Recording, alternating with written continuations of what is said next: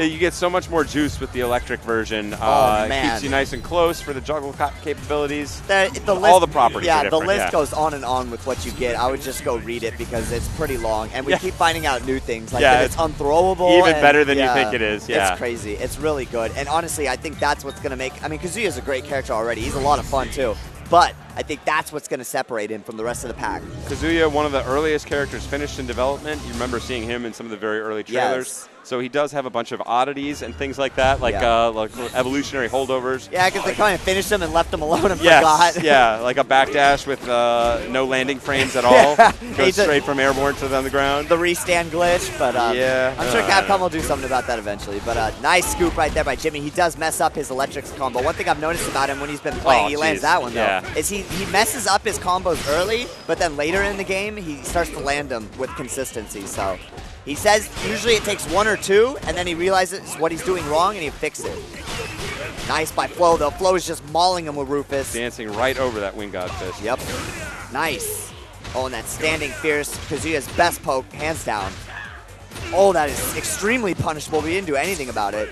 Jumping medium kick right there, and good tech by Floe. No electric right there. And the one thing that worried me from that should be the end. Yeah. The one thing that worried me there from Jimmy was that I saw him try and go for a throw and get blown up by the instant dive kick. In this game, can be a bit difficult to tech throws, but you get a lot more time because the range is so much more limited. Yeah, that I feel like you should really be willing to take those throws now more than ever. Yeah. Rather than risking getting blown up by extremely explosive Rufus. Exactly. That's kind of where I was going with that. You do, it's 7 frames, so going for them. Oh wow, he's just gonna finish this quickly. And just like that. Man, all the way too. That's gonna, that's like a 600 damage right there in that combo. He didn't need any of it though. And man, Jimmy didn't even get a time to shine right there. With the style, no. 76 seconds on the clock. Yeah. So much for timeouts there. And this is a heartbreaker for me because this is exactly what happened when he fought Chris G. Yesterday, I was hyping him up and he just didn't really get a chance to shine. He's trying to figger out the matchup, and Chris G just took advantage of that. I know he was upset with that performance. Yeah, and this game is one of these things you're going to run into is nobody has character familiarity yet. So, he could be the greatest execution-based player in the history of this game, but if he doesn't know his matchups yet, he's going to be struggling. And there we go. Floe loves that mental awareness into swaying Willow, which is when he kind of takes the step back and then socks you in the stomach. Yeah. That's that move. It crumples on counter hit, and it evades an attack. Look at Mr. Naps here. Yeah, and you know what? He was a little mad from that last match. Because I can do a little bit of that. Here, check it out. He was saying though, if they release Brian in the future, he is going to drop Rolento for him. So that's kind of Rolento's his placeholder till maybe the future. So he can purge his team of the Street Fighter flavor. All right, there's that God Fist by Jin. Great anti-air. One of the things I took away from Floe is he really uses the mental awareness into the kick follow-up. It's something I didn't really even think about using. He needs to switch, but he can't. Both of these guys, I don't want to call it a mistake, but I feel like if you are at any point caught with a character with full health on the side like that, you've messed up, especially with this many bars. Yeah. It's funny though, you can't hard switch reversal in this game. Like you'll just get hit. Yeah, you can't mash it. Yeah, and there's that crouching fierce. He messes up when he just gets a raw crouching fierce. EX, he messed up again. He's a little rattled. I don't like to see this from Naps. He needs to do all the hurt he can. And he messes up again. Oh, he baits it out, and that could be the end for Floe. Oh, he messes up his combo, chip him out.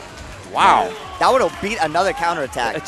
That's crazy. This is we figured this out actually by accident. And I was experimenting with counterattacks because I really like alpha counters. And he would just be doing meaty setups into electric fist, and they stuff every counterattack.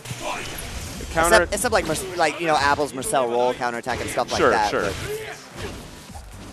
Well, nice. Those alpha counters, again, have completely unique frame properties and totally different startups and things like that. So you got to be aware of. Yeah. Jin has a great jumping roundhouse, probably one of the best jump-ins in the game. Whoa. Oh, and he's going to get hit hard for this. Goes right into Rufus, gets the sweep and a dive kick mix up. Jimmy ate it right in the face. He didn't even try to do anything. There's the jump back jab. Finally, yeah. That's going to be his answer to the dive kicks. Rolento does get exposed by Rufus, though. It's one of his worst matchups in the game. Great finisher by Floe. Rufus, ironically, has one of the worst alpha counters in the game. Yeah, he does. Well, maybe not the worst, but it's poor. Yeah, I think Jury's is actually really bad, too. Yeah, doesn't seem to do the job, but good. Yeah, the EX slaughter hooks right there, but he just can't finish his combos properly. And you'll see, to identify the electric Wind God Fist versus the regular Wind God Fist, there's a slight purplishness to it. Yeah, a little yellow, and a little too. more of a poof on the ground. Yeah, it's subtle. It is subtle, and unless you've seen it like 1,000 times like I have and been hit by it a jillion times, you might not notice it. For those players at home. Yeah, and you'll notice that the opponent's not pushed back nearly as far. Yeah, great counter hit setup right there by Jimmy, but he just can't finish it. He went for an easy mode combo, too, which is kind of a shame because he could have easily killed him, but now Jin's in here with 60% health, and he's fighting a Rolento. Oh, there's a EX, another EX. Might see a hard switch right here. Oh, but he doesn't get the chance. Floe will not let him breathe back and finish him. Oh, Jimmy just couldn't find the opportunity to hard switch. Jimmy, of course, another NorCal player. Yeah, he is one of NorCal's favorites, and it would be a shame if he got knocked out for NorCal in this tournament at this point. He is in losers, and like I said, he lost to Chris G in winners. And it's really been anybody's game at this point. I mean, NAPS has probably the combo advantage here, but Floe playing very smart stuff as well. Yeah, I think Floe is just definitely a smarter Street Fighter player. As far as he's been around more with Street Fighter, Jimmy's just more of a technical genius, and his execution is just unparalleled. Oh, man. But this is going to be big danger. And that might be it. Super.